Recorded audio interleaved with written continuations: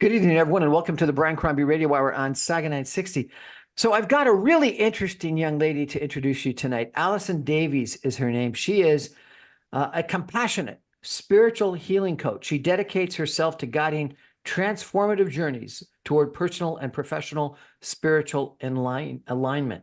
She has a deep understanding of the mind, body, and spirit connection. She empowers audiences to embark on a soulful exploration. She fosters self-discovery, resilience, and a deeper inner connection to their spiritual essence. And I think you focus primarily on women, do you not? I do, because it's from more of experience of all the things that I have gone through. And that doesn't mean I don't work with men. And that doesn't mean that because we are one and the same and yet completely different. So it's just a One and the fast, same and yet completely different. Men are from Mars. well, yeah, exactly. I think how we've been in the past raised has impacted how we behave now and how we tend to deal with situations and Okay. our approach to it. So it's really my passion because I was a stay-home mom for 18 years that I really felt that I had to really lean into who am I without the labels that I have in order to find my own voice and and step into it. And did you find So your own voice? I feel like I have. I feel like I'm still on the learning curve of what that really is and more of what it really means. And then that's when I go down rabbit holes. What does that mean? And I get curious and which is fun. So what you wanted to talk about today mostly though was burnout. Yeah. So why do you want to focus on burnout and what is burnout? Burnout, I feel, is such a huge issue right now with so many people because during the pandemic, it's just escalated even more because people were not going out and being busy and busy and busy, and their life was right in front of them and it was unfolding, and they really became aware of what they didn't like, and everything compounded from that. And why I'm so passionate about it is because I went through burnout and I hit that rock bottom. And I know what it feels like when you just don't want to do anything and just give up on all of it. And that's really, I see women that I work with, and many healers, and many doctors and nurses and therapists and coaches who are really struggling because they have that, what I call healer heart, healer DNA, and they just want to keep giving that they don't take time for themselves. Can you share with us your personal experience with burnout? Yeah, when I reflect back, there was many moments that I was brinking on it, but there was in one particular incident, my daughter was struggling. And I have a special abilities daughter, and she had quite the struggle that led her into the hospital. And I really became frustrated, overwhelmed, didn't know how to handle this. And I'm thinking, who am I? That whole imposter. If I can't help my daughter, how can I help others? And it just compounded the trauma to it that I was questioning where I was, what am I going to do? And I got into compounded survival mode. And when you get to that point, you don't want to feel. You just, you become numb, you become agitated, that whole insomnia. Because when I talk about burnout, I'm not just talking about depression, although depression, is a part of it, or it can be, isn't for everyone. But it's that mental, emotion, and physical exhaustion to that point where you're just like, I just don't care. And that really was quite potent to the point I considered giving up this whole business that I've worked so hard for. And I was like, you know what? Maybe my house can actually be clean for once. Maybe I can actually do grocery shopping, and I can exercise when I choose, and all of these things. And it was really when I had the support that I have of amazing women around me that, called me out on it. And because I didn't even realize to the degree that I went down myself. You It's didn't hard to realize that see. you didn't realize that you were burnt out, or you didn't realize what? I didn't realize the severity that I had gone down. when you're in it, it's really hard to see beyond it because that's all you see. And sorry, I apologize. Didn't what? You didn't see your dirty house? You didn't see that you Oh weren't no, I spending any time on definitely saw my yourself? dirty house. Oh yeah, no, I definitely saw all of that. It's more the degree that I was not caring for myself or caring for, I was really procrastinating, not doing anything, and having big stories of why it wasn't. So procrastination, insomnia, depression, are those sort of the symptoms Those of are burnout? some, yeah, those are some of the symptoms. And I think this, the physiological, the psychological, all of those components, having trouble sleeping, really agitated, not really feeling joy, you're feeling numb, you're explosive and you don't know why because it's not like you. Those kinds of feelings that we have, and we can disregard it for so long and create a story, but when it gets compounded over and over and over to the point you don't see a way out, But yeah, you've got a special needs daughter that was depending on you. hands down.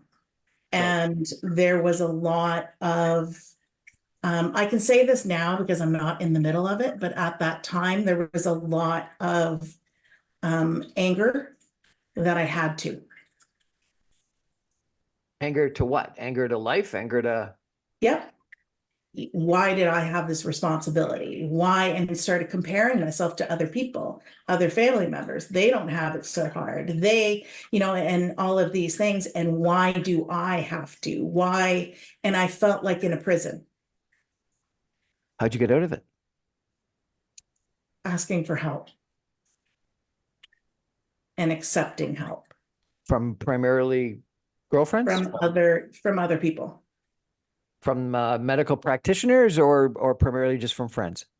Luckily for me, I have a well-versed community. So it was other practitioners that really held space for me to really dive in and grow and go through it. Because in all honesty, I cannot figure out consciously what's happening unconsciously.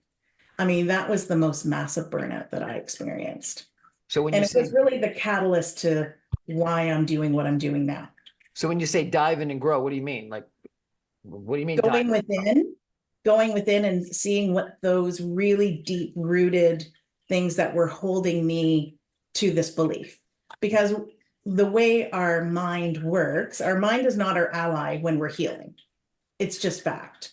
And really what happens is our unconscious mind, although some people call it the subconscious mind, is always wants to show you you're right. So it's like you have blinders and you're only seeing the things that to prove you're right. As an example, simple example, you're buying a new car and you're thinking, which one do you want? And you start narrowing it down to maybe 2 or 3 different brands or, models or of that. And you begin to see those everywhere. Before, they were just cars, but now you're seeing those specific ones everywhere. And that is because that is how your unconscious mind works. It's presenting it. So when you're in that moment, you really, in the middle of it, are only seeing what you believe to be true. But if it's not, our beliefs are our beliefs, our values are our values. If it's getting you the results that you want, if your life is happy and blissful in those moments, then it's having the behavior you desire. Okay, I apologize. I still don't understand what you did. So you've said that you had some friends that were practitioners that helped you go within and go deep within. Like, what does that mean? Did you meditate? Did you do hypnosis? Did you sit on someone's couch and talk for 5 hours? Like, what is I it that you wish. did to go deep within? It's really strategic questions and really diving in because the unconscious mind has all the answers. And consciously, is what our mind really, when we perceive our mind, it's really seeing what is underneath, what is leading me to believe what I believe. And all our beliefs, 80% of them are passed down to us. They're right. We get them when we were young, and we basically form our lives based on that. And so one of the core beliefs that I uncovered through questioning, through, I don't want to say meditation, because meditation is not going to get you down to the deep of it. It's all guided. There is lots of techniques and tools that, is used in order to strategically get there. And that's really where my sweet spot really is getting to the root of it. It's really simple and yet really profound in how to get there. So it's it takes about a couple of strategic weeks. questions that people asked you or you asked yourself? No, they would ask me. I can't heal myself. When you get that deep in those roots, I can't. My mind will always, we can talk ourselves out of anything. But We you're can saying, justify anything. but you're saying at the same time, our subconscious or unconscious has all the answers already. It does. And it's holding on to beliefs that it has.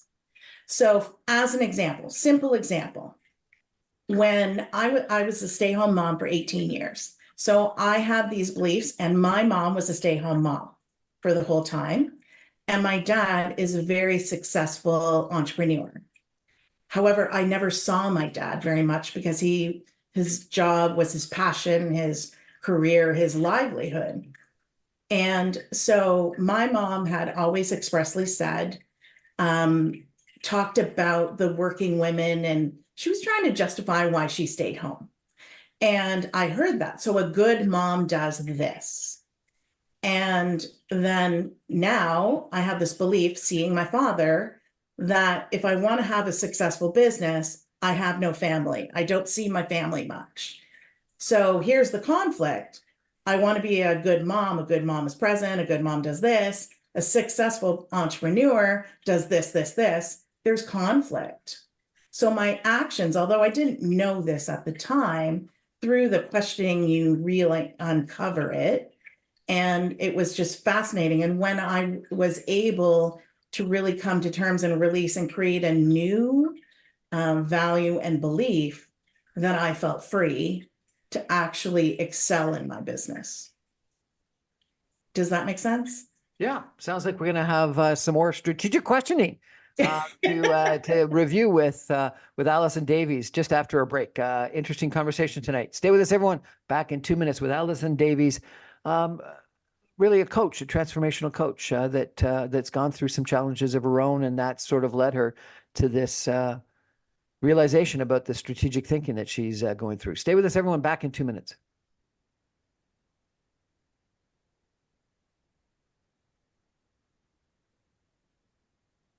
Welcome back, everyone, to the Brian Crombie Radio Hour on Saga 960. My guest tonight is Alison Davies. She is a certified spiritual trainer.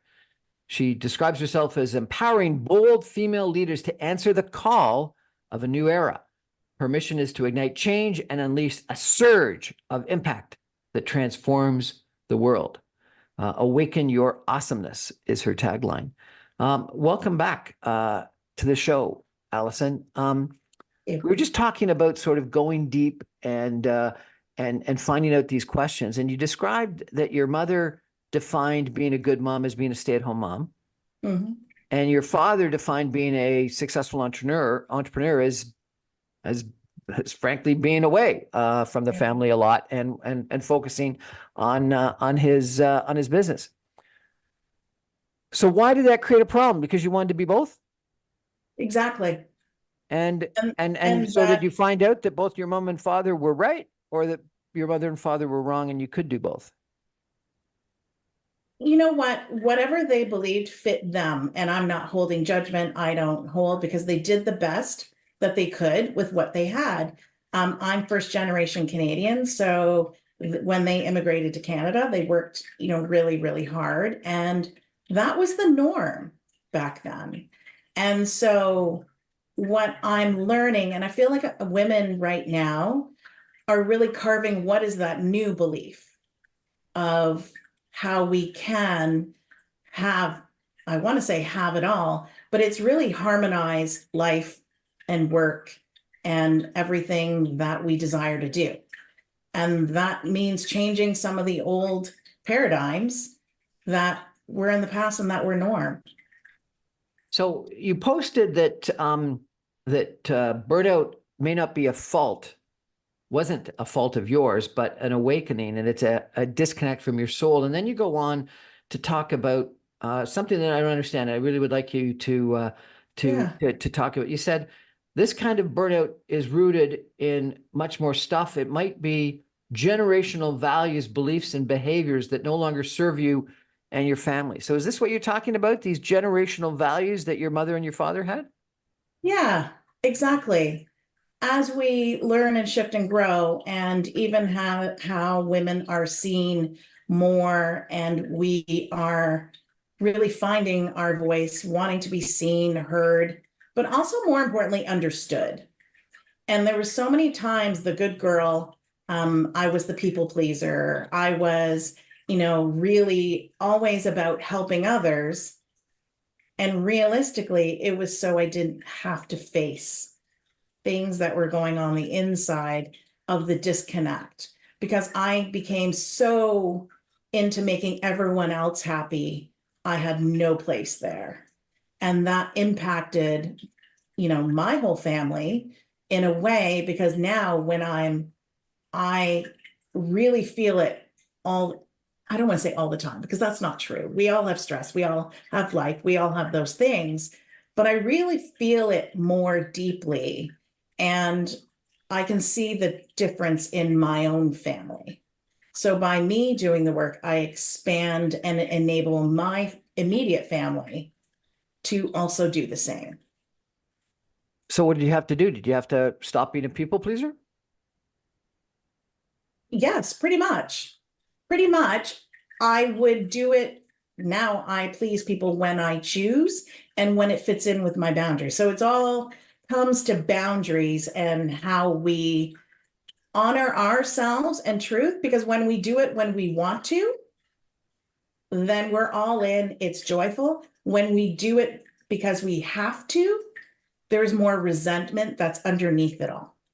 But you were the one that was choosing to be a people pleaser. Right. It wasn't But I didn't demanded even about you. realize that I was. I just knew I had resentment on some of it, and people, it's fascinating our behavior, because I would want help, but I would reject help. I would say I want help, but I reject it because then I felt like I was less than. I mean, it can get really trippy and all that push and pull, from that whole perspective. But once I understood it, and once I set the boundaries, and once I honor who I am, and I don't want to call it a people pleaser, I'm still doing things for others because I want to, because it makes me feel good and there's no expectation back. So when I gift, when I do, whereas before there was an underlying of people are taking advantage of me because I'm the yes girl. I could never say no, because I always wanted to avoid conflict.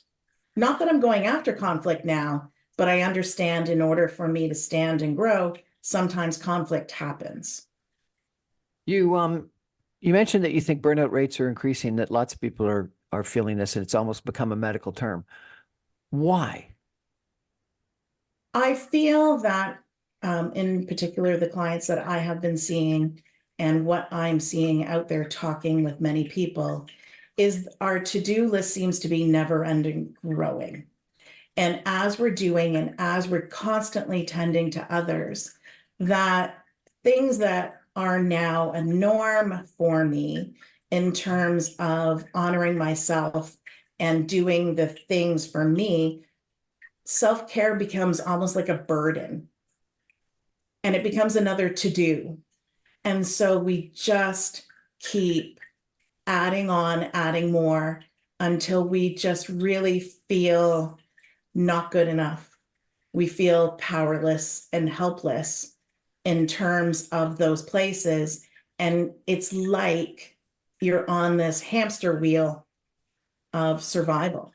And it's when you're in survival loop and you can't get out, then you tend to lose hope. And I feel when fear, because, that has been heightened these days, and doubt are compounded on, then you really do begin to lose hope. Last week was International Women's Day, and I interviewed a professor from York University who specializes in feminism and motherhood. And she said that a lot of people don't think you can do both. You can't be a good mother and be a feminist. And she disagreed with that. And she's created a whole sort of specialty in feminism and motherhood. And then she actually added and femininity, that some people don't think you can be a feminist and feminine at the same time. And she thought you could do all of that. What do you think? Do you agree? I completely agree. I think that we have been told for so long that the femininity is a weakness, when really it's our innate power. It is how we communicate. And everyone has masculine and feminine within them. And it's really being in tune with that. And when we use our logical mind and not trust our intuition or that gut feeling or that other dialogue that many successful businessmen and women do, then that is, when we become weakened. So when we embrace it, and it's finding that, I don't want to say balance, but that harmony between the two, I think we can totally. It's creating a new script. It's creating how it looks is different than in the past. But when you spend most of your life trying to fit in, and now you're standing out, it feels uncomfortable. So people tend to fall back into old patterns, even if they don't like it, because it's new and there's judgment that typically comes along. But if you're empowered, you don't care what other people are saying about that, because you know your truth. So it's really figuring out what works for you. You said in a blog post that no amount of vacation, nature walks, journaling, or meditation is going to get to the root of burnout. That's only surface stuff, that this kind of burnout is rooted much more deeper than that. And then you suggested that there was 5 transformative shifts that you can take to move through it. Yeah. What are the 5 transformative shifts? Those are great questions, actually. And I recently am doing a masterclass all on those 5 shifts. And the first one is being 100% committed. If you kind of sort of want results, you're going to kind of sort of not get results. So it's going 100% commitment. And I don't just mean in that moment, like many people do, now is the time. Now it's going to change. But it's in those moments when we're pressed upon, when stress hits the fan, that we still stay committed to the journey that we desire. You can remember a time when you were fully committed in something, you achieved it and you felt empowered, it felt amazing. But now this is really uncomfortable stuff. So you need to keep that commitment on an energetic level, as well as a mental and emotional level. And it really is, it's at a deeper level than just saying, I make the decision. Because if you wish, hope, that's what you're going to get. Okay, so the universe always matches. So number 1 is commitment. Number 1 is commitment. What's number 2? Number 2, and I'm really working on remembering every point that I had there. Number 2 is really about following a recipe to the point. And I call it the big recipe, because when we're baking a cookie, for instance, we have ingredients, we measure them out, we put them in. What tends to happen is when we're researching and going along and doing and researching all about how to heal and what to do and journal and meditate, we tend to only pick the things that we want to do. We don't do all of them in the depth that they are. So for instance, many people are like, oh, all the feelings that I'm having, the sugar detox realm, and me being a holistic nutritionist, I, encounter this all the time. I'm going to cut out sugar. Well, if you cut out sugar out of a cookie recipe, I can guarantee you it's not going to taste very good. So it's a matter of doing the do of them. And when we actually follow a recipe, follow with the guidance and learn what that is, and do all the things, even if it's uncomfortable, then we will get the results. So, and that's figuring out what that is, yes, but it's But the, figuring out what works for you. but the recipe that you described earlier is like going deep. So you're getting someone to ask you all those strategic questions. Is that correct?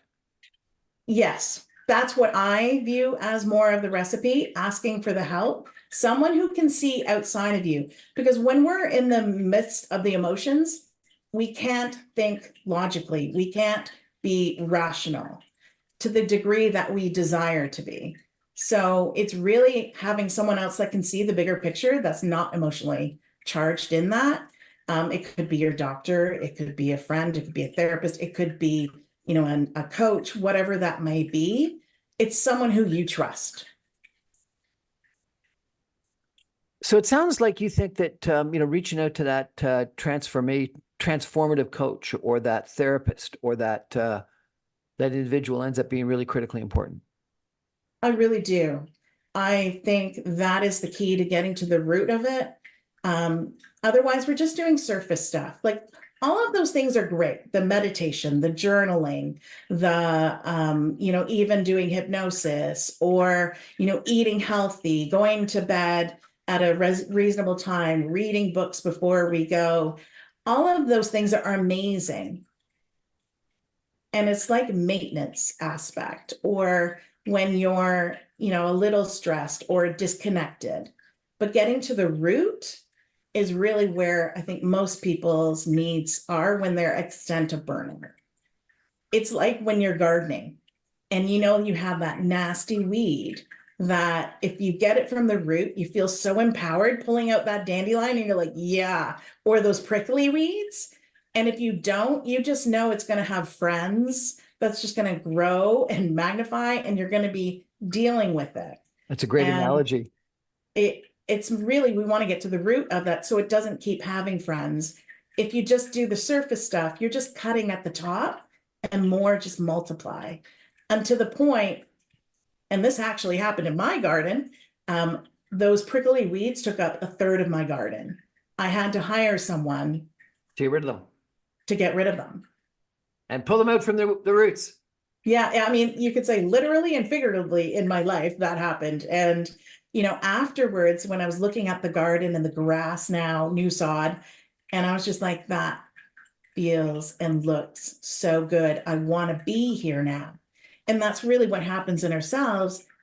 If you want to be with yourself again, not keep running away from yourself. When you're always busy, you don't have time. So that's interesting. You're saying when you're always busy, you're running away from yourself rather than being with yourself. That's fascinating. So number one is commitment, and number two is following a recipe. We're going to have to see if we can delve into some of the other ones.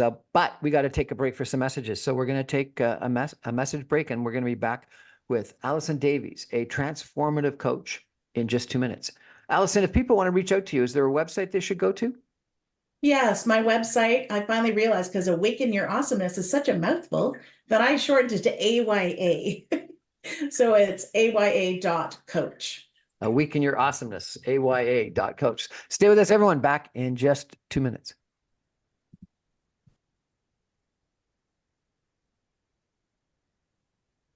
Welcome back, everyone, to the Brian Crombie Radio Hour on Saga 960. We're talking tonight about burnout with Alison Davies. She's a compassionate spiritual healing coach. She dedicates herself to guiding transformative journeys through personal and professional spiritual alignment.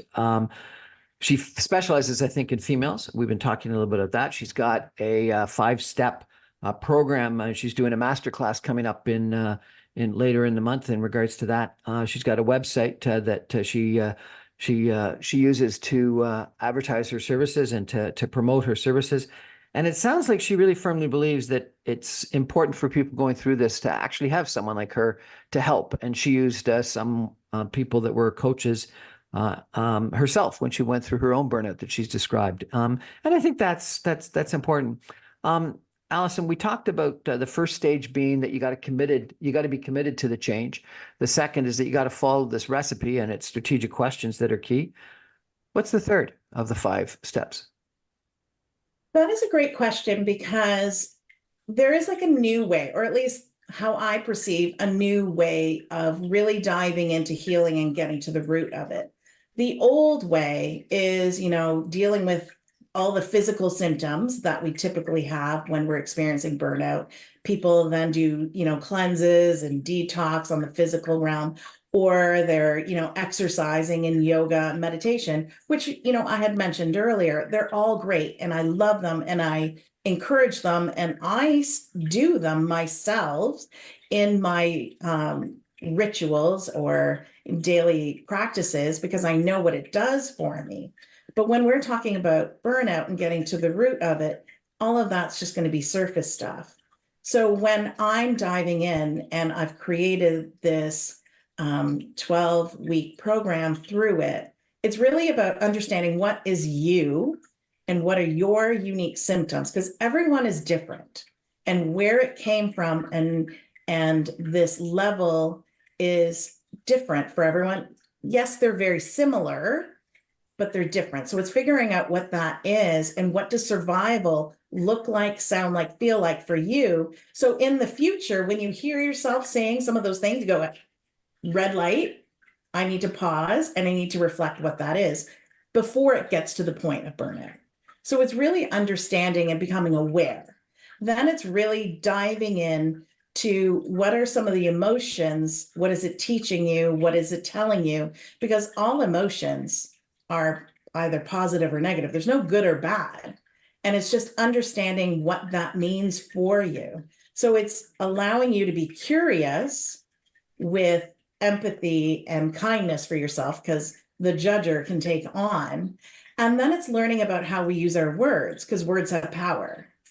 And when we understand and shift our wording, and rather than always in the negative, more in the positive, then we can flow. And then it's really getting to the root of it. And, there's a couple of exercises and whatnot that we do and questioning that we get down to it. And then it becomes, what is it that you want? When I talk to a lot of people, they actually don't know what they want. They know what they don't want.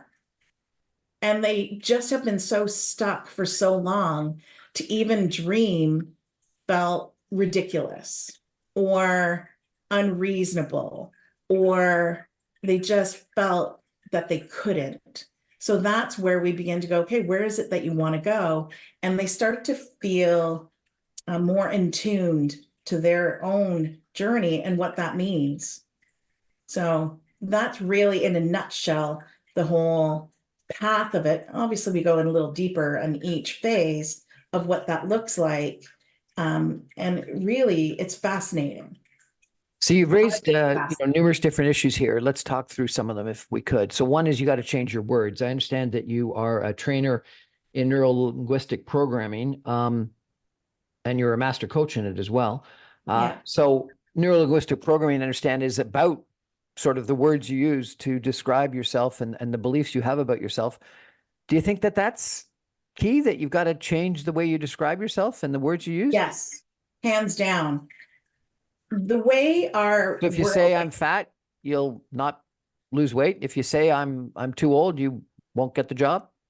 pretty much, yes. It's that whatever you focus on, you find. As I was talking about Whatever earlier, you focus on, you find. That's interesting.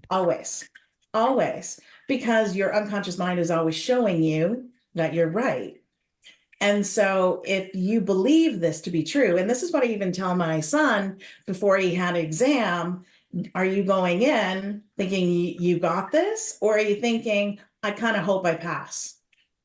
And because whatever you believe will be true. So is that like just the secret and positive attitude? It's a positive attitude, but it's also you believe it. You can't fake it till you make it kind of idea. I do not believe in that philosophy at all. You can't outwit energetically. If you don't believe it, you don't believe it. This is why affirmations most of the time do not work, actually, because you want to wish, you wish, a hope, but it never, it's against your belief. So if you're struggling always financially to be out of debt, you're never going to have the abundance every month because your focus is to not be in debt, but your unconscious mind isn't here not. So it's focusing on being in debt. So if you really don't want that, then it's a matter of shifting your wording and really how you want it. You talked on several occasions about going deep. You're also a specialist in hypnotherapy. Is hypnosis one of the ways you get people to think deep? It is one way that allows people to go past their ego boundaries and see what's underneath. Yes. It's a powerful, powerful tool. And I do self-hypnosis every day so that I can get to what is underneath it, but more importantly, really visualizing and projecting how I want life to be. As an example, my special abilities daughter, the other day, we were sitting with others. She's on a special ability cheer team, and she's representing Team Canada at Worlds. Like, never in a million years would I think my special ability daughter would be wearing Team Canada, walking with a flag, and representing her country. That is really fascinating. So, but what was fascinating about this conversation was someone asked her, what's her disability? And she looked at me and went, disability? I don't have a disability. And I was just like, well, that's fascinating because I never pointed it out. It's not like she has developmental disability. I didn't say, well, you can't do that because you have developmental disability. I always told her, you can do anything. It may take more time, but you can do anything you set your mind to. So at age 24, she's sitting there going, I don't have a disability. Like, she literally is telling people going, no, I don't have a disability. And, I found that fascinating from that whole perspective, because what you believe is how you will get there. You're a registered holistic nutritionist. What's that? Isn't that a mouthful? So it's a nutritionist that really focuses on you as a whole, not just the food that you put in your mouth. So when I was figuring out after age 37, I woke up one day and realized, I don't know where my kids end and I begin. And I was like the fittest fat person. So I went back to school because I was only focusing on the physical, not the mental and emotional. I still was like, nay, I'm running away from that. And so I went in to learn about the body. And then 5 years in as a holistic nutritionist, I'm like, I got curious about the mind. And then that's what led me down the road. Never in a million years, 10 years ago, would you sit there and say, you'd have your own institute and being a trainer in all of these modalities, I would think you're on crack. Like, no, that's not going to happen. And yet, life always turns out way better than we ever had envisioned. So it's really, the key thing is about going with the flow of it, having patience. That's my daughter taught me that one, and really surrendering to it all. You also have something called a Ho'oponopono practitioner. What the heck is a Ho'oponopono practitioner? Ho'oponopono. I've been blessed, and my parents have a place in Hawaii. And so I feel very connected to Hawaii. We went there every year. And it's really a Hawaiian practice that really brings you back within. And it's a prayer that the belief is energetically you clear within you as well as those that are around you. And it's really about bringing you back to yourself. So it's, please forgive me. I love you. Thank you. And it's a prayer that you repeat and work through. So when we're really letting go of things, I like to incorporate that. And it's a beautiful, beautiful ritual and experience, actually. You also describe yourself as a timeline therapist. What the heck is a timeline therapist? It's fascinating. When I first took NLP, it had timeline therapy and hypnotherapy. And I remember at that time, I was like, oh, that woo-woo stuff, like, I'm not into that, like, whatever. And it's fascinating because it has led me and expanded me to where I'm at. So Dr. Tad James, who formulated and created this actual technique, it's like the most simplest analogy I can say to it, it's like NLP and hypnosis has a baby on steroids and created timeline therapy through the use of hypnotic language, but also the concepts that you learn about the mind and guiding it. It allows you to work with clients and people that have PTSD, deep-rooted anger, sadness, fear, hurt, guilt. It's a tremendously powerful technique that I use to get to the root, to release a lot of things that are holding us hostage. So it's it's a technique that's really powerful.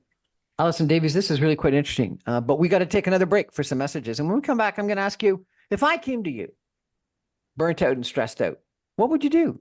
Would you put me under hypnosis? Would you do timeline therapy? Would you give me some better food to eat? What would you do? Stay with us, everyone. Back in 2 minutes.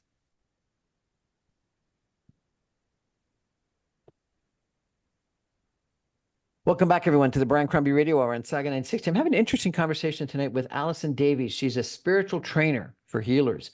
She's the CEO and Institute head of Awaken Your Awesomeness, which is at www.aya.coach. She's got a Bachelor of Education. She's a registered holistic nutritionist. She's a core transformation. She's a Ho'oponopono practitioner. She's a master coach and trainer in neuro-linguistic programming. She uses timeline therapy and hypnotherapy. And we've been talking about primarily burnout, primarily for females, but I think that lots of people end up having it. And if I came to you, Alison, and said, "Oh my God, I'm burnt out and I'm stressed out and I can't take it and I'm not sleeping and I'm depressed and I'm overeating and, et cetera," what would you do? What I do right from the get-go and what I do with everyone that jumps on a call with me is we have a discussion to see if we're a good fit. Because one thing, I have to see if you're ready, 100% committed. And I ask that through a whole bunch of questions, realistically. And if you meet all the criteria and we both agree that we're a match, then we move forward. And what that entails is probably about 10 to 12 hours of work that's spread over, I don't know, a month to 2 months to 3 months, depending on which, route that we decide that's best for you. And the beginning start is with questions. And it's really about 3 to 4 hours worth of questions. And then we dive in and really loosen the grip that a lot of these beliefs are. And through the questioning, we figure there's amazing what awarenesses you have through the questioning, that sometimes that's even all that it takes. The awareness is the key, because if you can't heal what you don't know, because you don't know what you don't know. And once you become aware, then you can actually, do the transformational aspect. But once through that, that's typically where I would lead people through timeline therapy and any of the other techniques. Do I do hypnosis all the time? I use components of hypnosis in order to loosen the hold. But I myself am a hypnosis bunny, so usually, but it depends on the client if they're open to it or not. And do you do It's these really virtually or in person or what? Because of COVID, the blessing has been that I've been doing it virtually. I've been doing it from globally all over the world. So, I mean, that has been the blessing of COVID, that people are more open to do it online versus seeing in person. But you can't beat in person as well. I really enjoy that, but I find I've been doing most of it virtually. I've been hearing a lot more about sort of generational trauma, boundaries, burnout, stress, issues, terms like this. Is this because a lot of us are just encountering them more, or we're just more aware of them, or just more people like you were talking about them, or what? I think they've always been there on some level. I think there's more awareness and more acceptance to it. And I feel there's been a heightened number of people that are more open and curious, especially since the pandemic aspect. Like even the holistic nutritionist, before, like I was nervous to take that course because I was thinking, I'm not like a true hippie thing. Like I like my makeup, I like my and realistically, that was a outdated belief, really, from that perspective. I mean, there was two in our class of 25. However, I think more people are opening because they're talking more and they really want to understand themselves more.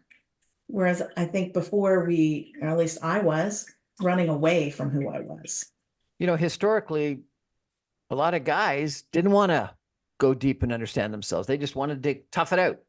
Yeah, fix it. Is that a problem? Yeah, I think so, because then we actually are burying some of the things, and it's really about understanding, communicating, and talking about how we're feeling.